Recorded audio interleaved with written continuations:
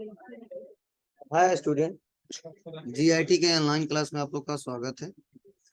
और आज के क्लास में हम लोग जानने वाले हैं एमएस एक्सेल के बारे में। तो आज की क्लास में हम लोग जानने वाले हैं एमएस एक्सेल के बारे में कि एमएस एक्सेल होता क्या है, कहाँ कहाँ पे इसका प्रयोग किया जाता है। वो एक एक करके स्टेप बाय स्टेप जानने वाले हैं, समझने वाले हैं और सीखने वाले हैं। तो चलिए इसको हम लोग एक एक करके समझते हैं। तो सबसे पहले मैं आप लोग को बता दूं कि देखिए अभी तक हम लोग एमएस ऑफिस में पढ़े क्या है, एमएस वर्ड। बोलिए क्या पढ़े हम लोग, एमएस वर्ड। तो आपको जब सर शुरू में पढ़ाए होंगे तो आपको बताए होंगे कि एमएस वर्ड होता क्या है। बोलिए, आपको बताया गया होगा कि एमएस वर्ड एक वर्ड प्रोसेसर प्रोग्राम है। क्या है? एक वर्ड प्रोसेसर प्रोग्राम है जिसका उपयोग करके किसी भी डॉक्यूमेंट को क्रिएट, एडिट, सेव, प्रिंट आदि किया जा सकता है। बोलिए, ये शुरू में आपको पढ़ाया गया होगा। तो अभी तक हम लोग वही पढ़ रहे थे कि एमएस वर्ड का प्रयोग कैसे करेंगे और इसके सारे हम लोग क्या क्या बना सकते हैं। मतलब यूं कह लो, लिखने से संबंधित ले जाओ।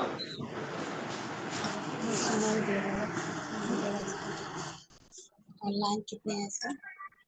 ठीक है, लिखने से संबंधित सारा वर्क हम लोग एमएस वर्ड के सहारे कर ले जा रहे थे। चाहे कोई लेटर लिखना हो, चाहे कोई डॉक्यूमेंट को ऐसे नॉर्मल तैयार करने हो, कोई नोट्स तैयार करने हो, कोई बुक तैयार करने हो, ठीक है, या अपना रिज्यूम बनाने हो, या मैनुअली जो भी लिखने से संबंधित है, चाहे कोई क्वेश्चन पेपर बनाने हो, वो हम लोग बना ले जा रहे थे एमएस वर्ड के सारे। अगर अच्छे से सीखे हो, ठीक है, तो ये सारा काम कर ले जाओगे अभी तक जितना आपको पढ़ाया गया।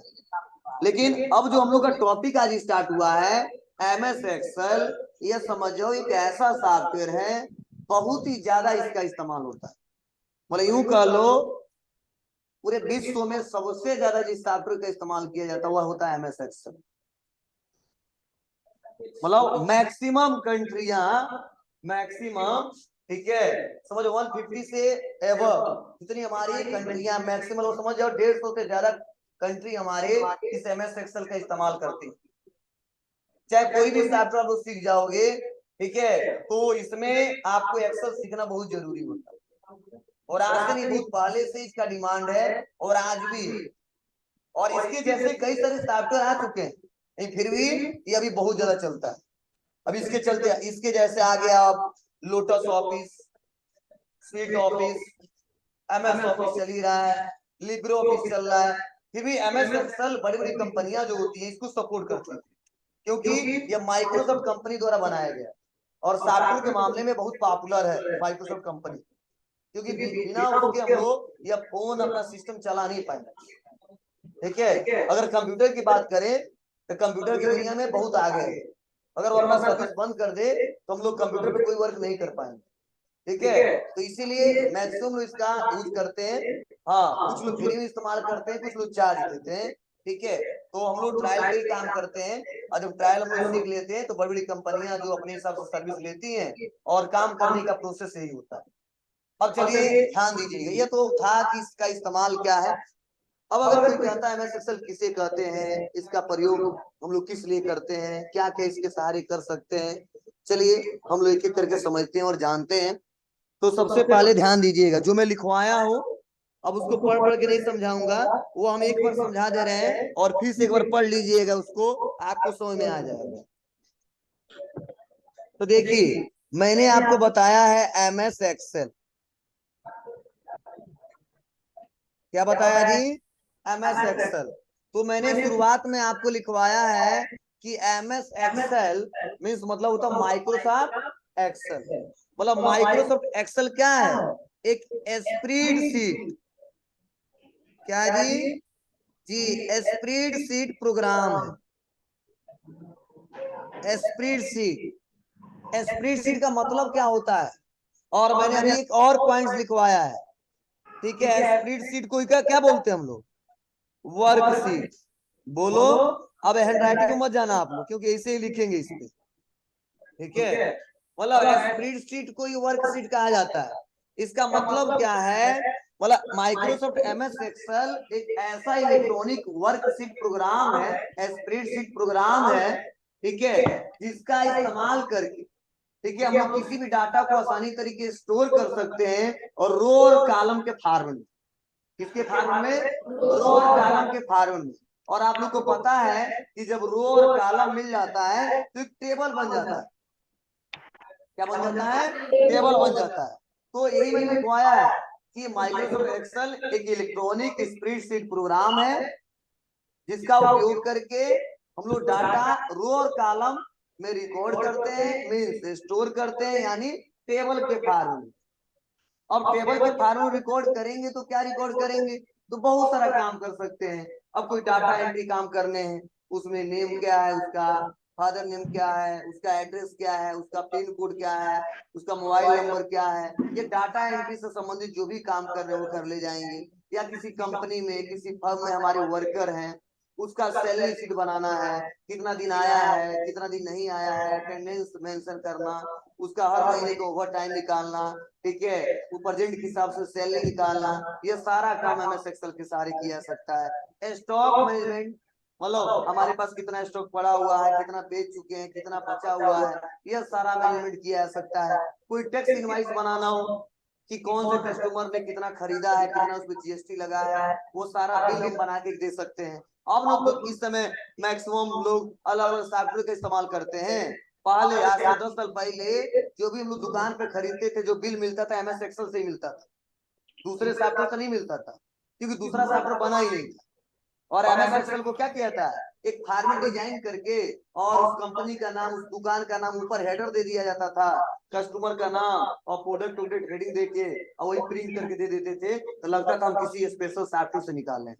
एमएस एक्सेल से लोग निकालते थे। और आज भी छोटी छोटी जो फर्म है एमएस एक्सेल का इस्तेमाल करती है। हाँ, अब लोगों के पास पैसे हो गए हैं, टेक्नोलॉजी नए नए आ चुके हैं, ठीक है, इसमें टाइम थोड़ा ज्यादा लगता है, इसीलिए अपने हिसाब से, अपने दुकान के हिसाब से अलग अलग सॉफ्टवेयर बनवा चुके हैं। तो पहले सारे काम यही करता था, इसे बोलते हैं मल्टीटास्किंग एक सॉफ्टवेयर था, ठीक है। क्यों? टैली केवल अकाउंटिंग का काम करेगा, डीजीए अकाउंटिंग का काम करेगा, फोटोशॉप अकाउंटिंग का काम करेगा, लेकिन मल्टीटास्किंग काम करता है, आज भी करता है, पहले भी करता था, और इसीलिए पॉपुलर है, दुनिया में फेमस है, सबसे ज्यादा इसका इस्तेमाल लोग करते हैं, आज भी करते हैं, क्योंकि इसमें इतनी क्षमता है कि एक सीट में, एक वर्कशीट में 10 लाख लोगों का डाटा रिकॉर्ड कर सकता है।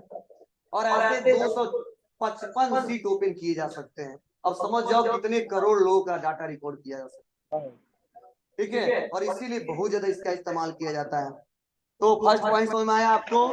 अगर कोई पूछे एमएस एक्सेल क्या है तो क्या बताएंगे? एमएस एक्सेल एक इलेक्ट्रॉनिक स्प्रेडशीट प्रोग्राम है जिसका उपयोग करके हम लोग डाटा एंट्री का काम करते हैं। उस डाटा एंट्री पे हम अपने हिसाब से जरूरत के अनुसार कैलकुलेशन भी कर सकते हैं, ठीक है। लेकिन जो भी डाटा रिकॉर्ड करते हैं किसके फॉर्म में रिकॉर्ड करते हैं? टेबल के फॉर्म में, मतलब जो डाटा स्टोर रहता है वो रो और कॉलम में स्टोर रहता है। और उसी रो और कॉलम को क्या बोलते हैं? ग्रिड। क्या बोलते हैं? ग्रिड। और ये छोटे छोटे जो ग्रिड बनते हैं, अभी कई लोगों को पता ही नहीं है, ये जैसे मान लो ये टेबल है हमारा, ये टेबल है, ठीक है, तो ये हमारा क्या है? यह हमारा सेल है, ये सेल है, सेल है, सेल है, ये छोटे छोटे जो भी दिख रहे हैं सेल हमारे, इसी सबको हम बोलते हैं ग्रिड है। क्या है जी? ग्रिड है। ये छोटे छोटे हमारे सेल है, ये सेल बोलते हैं। और जो हमारा ये पूरा खड़ा जो दिखाई दे रहा है, ए मान लो है, ये बी है, सी है, डी है, ये क्या है? हमारा कॉलम है। और जो हमारा यह इसके पट दिखाई दे रहा है, क्या है? 1 2 3, ये क्या है? हमारा रो है, ठीक है ना। रो को बोलते हैं पंक्ति और कॉलम को बोलते हैं स्तंभ। तू बहुत हो जाएगा, गड़बड़ हो जाएगा, समझ में नहीं आएगा कई लोग, ठीक है। तो सब यही है, कॉलम और रो। क्लियर है ना? मतलब यूं कह लो, जो एक टेबल बनाते इसमें क्या क्या होता है बताइए। अगर ये हमने टेबल से कुछ बना दिया, इसमें क्या क्या होता है? यह जो हमारा ए है, बी है, सी है, डी है, क्या है? हमारा कॉलम।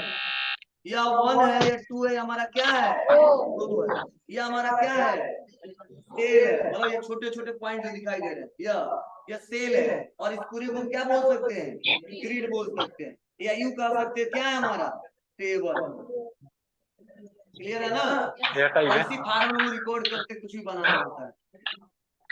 तो चलो, हमने फिर उसके बाद से कुछ और लिखवाया है कि इसका इस्तेमाल करके हम लोग क्या कर सकते हैं, बोलिए, उसके आगे लिखवाया है कि हम लोग कोई भी सीट क्रिएट कर सकते हैं, मतलब डाटा एंट्री से रिलेटेड चार्ट बना सकते हैं, ग्राफ बना सकते हैं, ठीक है, मैथमेटिकल फॉर्मूले का इस्तेमाल कर सकते हैं। कर रहे होंगे कैसे होगा हम बताएंगे आपको, एक एक करके स्टेप बाय स्टेप।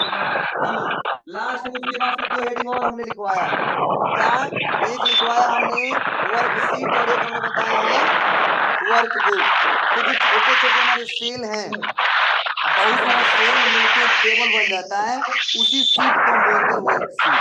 उसी सीट को बोलते हैं वर्कशीट। और सीट क्या आता है? सीट आता है S1 मतलब seat 1, S2 seat 2, S3 seat 3, या कई सारे सीट मिलके बनते हैं वर्कबुक।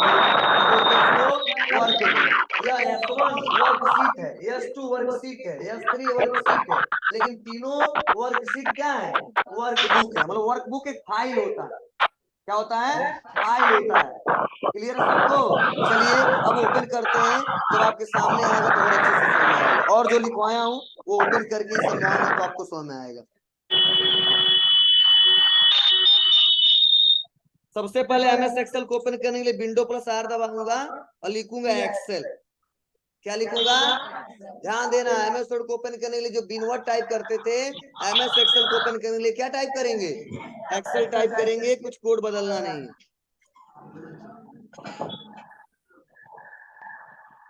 अब MS एक्सेल को ओपन करने के बाद से देखो कुछ बने बने पहले से फॉर्मेट आ गए। ये फॉर्मेट दिखाई दे रहे हैं आपको? और तो इसमें से हम कोई चूज कर सकते हैं तो बना बना मिल जाएगा, लेकिन हम अपने हिसाब से बनाना है तो उसके लिए ब्लैंक वर्कबुक का यूज करेंगे। किसका यूज करेंगे? ब्लैंक वर्कबुक का। क्लिक। तुम्हारे सबको? चलिए अब देखो यही हमारा एक्सेल है और मैंने आपको एक पॉइंट लिखवाया है कि MS एक्सेल का by default file name book 1 होता है। तो देखो जब MS एक्सेल को ओपन किए तो देखो सबसे ऊपर क्या लिखा है? बुक 1। मतलब जब तक ये सेव नहीं करेंगे तब तक लिख के आएगा क्या? बुक 1। और यहाँ पे लिख के आएगा एक्सेल। मतलब एक्सेल का बाय डिफॉल्ट नेम क्या है? बुक 1। क्लियर सबको? चलिए ये तो मुझे बताना नहीं है मेनू क्या होता है, ये सब आप लोग जानते हो। इसमें नया क्या है? नया देखो एक पतला सा बीच में यह पट्टी बनाया गया है, ठीक है। तो इस पूरे पट्टी को यहाँ से लेकर यहाँ तक इस पूरे को बोलते हैं फार्मूला बार। क्या बोलते हैं बाबू? फार्मूला बार। ठीक है, क्योंकि जो भी हम एक्सेल में काम करते हैं और फार्मूला लगाते हैं वो फार्मूला बार में ही शो होता है। किसमें शो होता है? फार्मूला बार में। एक बात और कि जो फार्मूला बार होता है इसको डिवाइड किया गया है 3 हिस्सों में। एक देखो यहाँ पे छोटा सा पट्टी बनाया गया, यहाँ से लेकर यहाँ तक, ठीक है। और उसके बाद फिर यहाँ पे फिर से बनाया गया है पतला सा, और एक यहाँ पे अलग बनाया गया। और इस पूरे को बोलते हैं फार्मूला बार, लेकिन इसको 3 हिस्सों में बांट दिया गया है। तो ये जो पहला है और जो लिखा है H1, ये अभी लिखेगा A1, ठीक है। इसे बोलते हैं नेम बॉक्स। क्या बोलते हैं? Name box. उसके बाद से जो एफएक्स इसे बोलते हैं इंसर्ट फंक्शन, और बगल में इसे बोलते हैं फार्मूला बार। क्या बोलते हैं जी? फार्मूला बार। मतलब यूं कह लो ऐसे है हमारा, ये बड़ा सा ऐसे बना है, एक फर्स्ट पार्टीशन, एक सेकंड पार्टीशन, एक थर्ड पार्टीशन। इस पूरे एरिया को बोलते हैं फार्मूला बार। क्या बोलते हैं? फार्मूला बार। क्लियर है सबको? जो फर्स्ट वाला लिखेगा A1, ठीक है, इसे बोलते हैं हम लोग नेम बॉक्स। क्या बोलेंगे? Name box. ठीक है, हमारा नेम बॉक्स, ठीक है। यह नेम बॉक्स क्या होता है अभी बताऊंगा। और बीच में लिखेगा एफएक्स। क्या लिखेगा? एफएक्स। इसे बोलते हैं इंसर्ट फंक्शन। क्या बोलते हैं? Insert function. ठीक है, ध्यान देना, यह पूरे को फार्मूला बार बोलते हैं और यह हिस्सा जो है इसको फिर से फार्मूला बार, ठीक है, इस पूरे एरिया को फार्मूला बार बोलते हैं।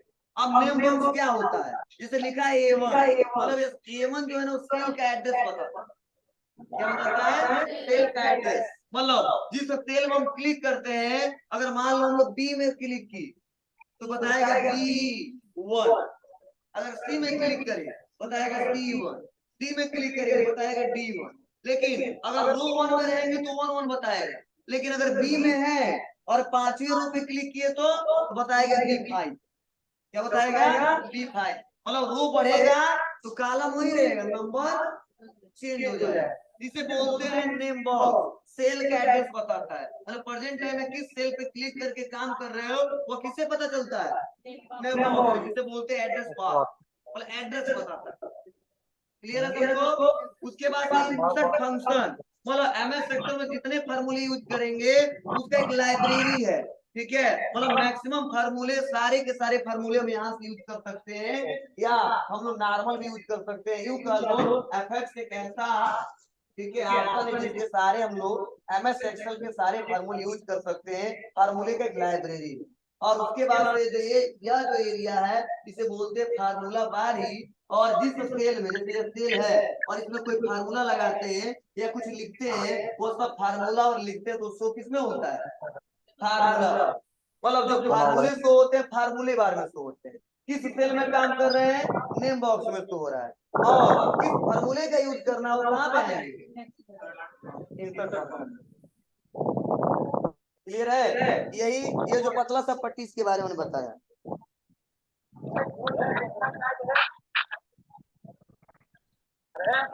ठीक है बाबू, क्लियर है सबको? अब उसके बाद आपको पता ही है ए बी सी क्या है, बोलो। कॉलम है, अभी पढ़ाया हूँ। और जो 1 2 3 क्या है, रो है। और ये छोटा छोटा दिख रहा है क्या है, और यहाँ पे देखो लिखा है क्या, 1 2, और चाहिए तो 3, यहाँ पे क्लिक कर दो, और चाहिए 4 5, ऐसे क्या हो जाएगा, बढ़ता जाएगा। और इसी को क्या बोलते हैं, वर्कशीट। और कई सारे वर्कशीट को क्या बोलते हैं, वर्कबुक। क्या बोलेंगे जी, ये सीट है इसे वर्कशीट बोलते हैं। और बहुत सारे वर्कशीट को क्या बोलते हैं जी, इसी पे हम लोग काम करेंगे। क्लियर है? चलो अब हमने बताया आपको और कि कॉलम की संख्या कितनी होती है, 16,384। चलो 16,384 हेडिंग हम बना सकते हैं, ठीक है। रो की संख्या कितनी होती है जी, 10,48,576। अब बताइए इन लोगों का डाटा बना सकते हो। आपको सर कैसे हम पता करें, कैसे हम जाने के रियल में ऐसा है, तो देखो फर्स्ट वाले में है हम ना, अब लाना है, देखना है तो कल मैं दिखाऊंगा, आज ज्यादा लेट हो जाएगा, बता रहा